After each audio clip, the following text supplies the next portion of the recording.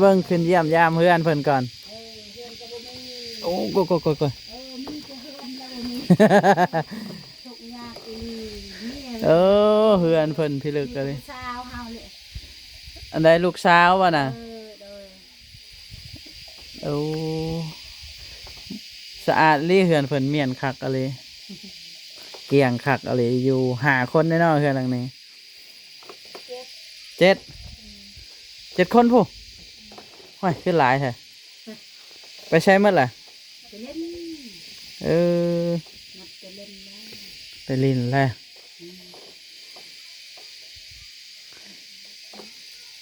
ปินมาดูเจ้านะ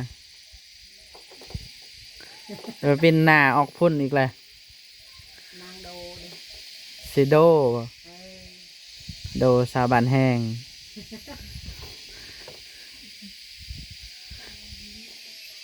ยังบ่ได้ผัวบ่ยังโสดแหมเอาเด้อสาวผู้บ่าวบ้านได้สิมาจีบนะบ้านบางสะลอบ่บ้านอาปอกบ้านสตางค์มาเด้อนี่สาวบ้านแหงนี่โสดได้นี่เดี๋ยวเท่าได้ค่าดองลูกสาวเจ้าลาย10 ชาว โอ้10 ชาวล้านพุ่นนะพี่น้อง 10 ชาวล้านกินกับงัวกินกับงัวเอางัวอีกได้พี่น้องเอ้ยเงินกับแพงแล้วค่าดอง20 ล้านน่ะยังงัวอีกงัวจักโตซองงัว2 โตพูดเอ๊ใช้เบิ่งดูหน้าลูกสาวนะอยากได้ค่าดอง20 ล้านนะ เบิ่งให้ผู้บ่าวมาหานี่สาวผู้บ่าวบันดงก็ได้นะนี่มาโลดนี่ผู้บ่าวบ้านตะนางบ้านตะแลกนี่มาโลดนี่บ้านตะแลกผู้บ่าวหลายเลยเนี่ยมาเด้อมาหาผู้สาวบ้านแหงนี่สาวโดบ่บ้านนี้ค่อยมาครั้งแรกบ้านนี้หากะมาได้บ้านนี้ได้อุ้ยบ่ฮัก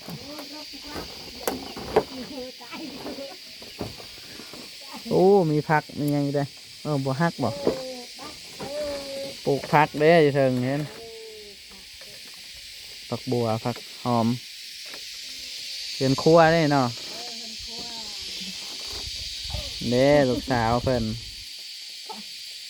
ยายลักลี่แหละจังได๋ผู้บ่าวบ่เห็น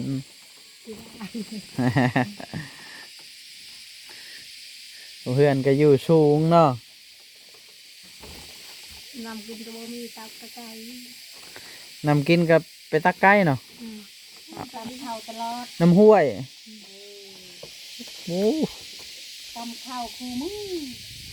แน่ก็บ่มีไปผ้าก็บ่มีไปผ้าก็บ่มีเนาะเขตนี้ยากเอาเลยโซลาร์เซลล์บ่มีบ่มีอยู่มืดแล้วจ้ะพูดมีได้ทันภาษาเดี๋ยวยังมีอยู่พอมีโซลาร์เซลล์อันนึงเขาจับโทรศัพท์ก็จับอยู่มือไฟนั่นแหละ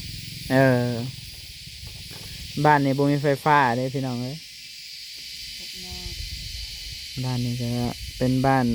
ที่ว่าทุกข์ยากพอสมควรมีแต่นั่นเนาะน้ำบาดาลเนาะเพิ่นช่วยเหลือมีน้ำบาดาลฮ้อนเขาบ่ได้กินตักไปซื้อน้ำบาดาลคือบ่กินบ่มีแซ่บ่มีแซ่บ่งามบ่งามมีแต่ตักคนนึงเขานึงเขามีแต่ไว้ใส่เนาะไว้ใส่นึ่งข้าวล้างถ้วยล้างบ่วง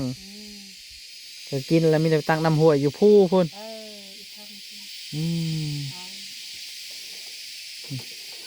เขตนี้ก็ถือว่าทุกอย่างอะไรพี่น้อง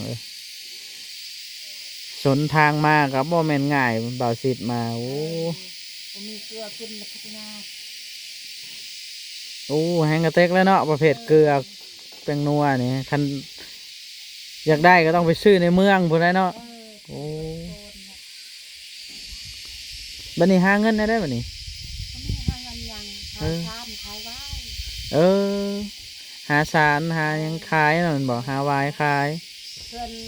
เฮานี่ขายชามขายไว้บ่มีเงินเนาะทุกอย่าง ไปขายข้างนอกพุ่นแล้วเนาะ ขายอยู่ที่โปนนี่แหละ โอ้ อยู่บันดังนี่แหละ ออกบันดงออกเซโปนพุ่นละตลาดพุ่นเนาะ เออ ป้าบ่เผื่อสิออกไปฮอดพุ่นบ่แม่นง่ายนะฮะ มือเนี่ยเฮาบ่รับก็บ่มีเฮายัง ย่างเอาอีก เออ โอ้ ยัง ย่างเพื่อสิฮอดตลาด เออย่าง จักโมงบัดนี้ ยังไปนี่ฮอดทางบ้านนี่บ้านแกนแปรในจุดตีเนี่ยจุดปูดเนี่ยฮอดบ้านดีเว้ย ฮอดทางใหญ่ฮะ ฮอดทางใหญ่ทีละทางแท้ เออ จะขายชานจะขายไว้กินนวดกินเกลือ6 โมงไป โอ้ตัวย่างไปนี่ เพื่อนเฮากะบ่มีนี่ก็ย่างเพื่อนเราก็ไปอะไรก็บ่วินมาละเพื่อนเขามีรถเขาไป เออ นั่นแหละหว่า เออ มันก็บ่แม่นว่าสิมีคนรถก็ มีคนไล่แล้ว ญาติอัดกันไปเนาะ เอาเราไปสักยาก็มีเกลือกินเลยนะ อืม มันมีเกลือลูกจะเอามันมี เล็กเนาะ ยางตลอด เอ้าสู้ๆแม่เอ้ย เจ้าอยู่บันดองนี่แหละ พูด แสดง เออ อยู่แสดงพุ่น